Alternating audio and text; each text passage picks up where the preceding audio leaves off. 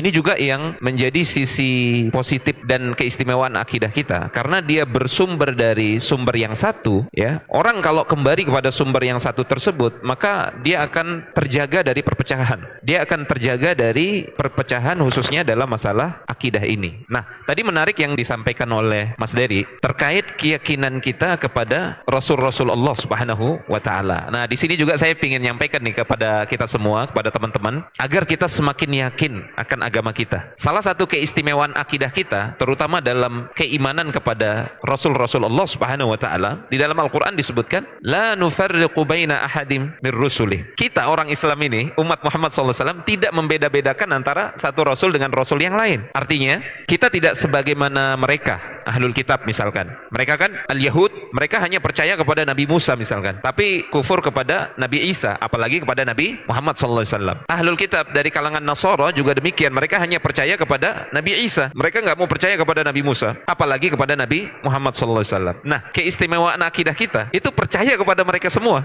Makanya teman-teman dari non-Islam, dari kalangan ahlul kitab misalkan, ya katakanlah Yahudi, kalau mereka masuk ke dalam agama Islam menjadi umat Muhammad SAW, mereka tidak harus membenci Nabi Musa. Justru mereka akan mendapati di dalam Islam ajaran Nabi Muhammad SAW, Nabi Musa itu dimuliakan, ya kan?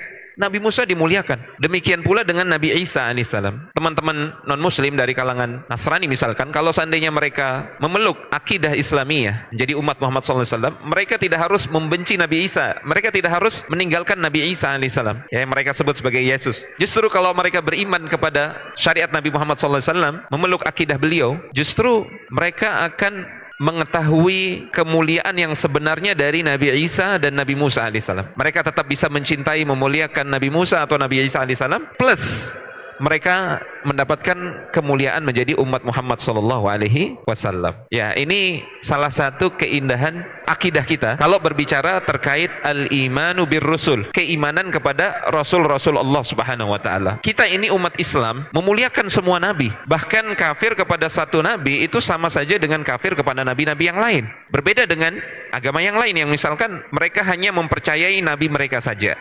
Nabi Muhammad SAW mereka tidak mau imani. Bahkan Yahudi, al-Yahud, ya, saking bencinya kepada Nabi Isa alaihissalam, mereka berupaya untuk membunuh Nabi Isa. Bayangin, jangankan membunuh, dalam belief system kita, akidah kita, jangankan membunuh, menghina Nabi saja itu bisa kufur hukumnya. Ya seperti itu. Ini kelebihan-kelebihan dan keistimewaan akidah kita, supaya kita tahu kadar akidah kita dan kita semakin yakin bahwasanya inilah akidah yang benar.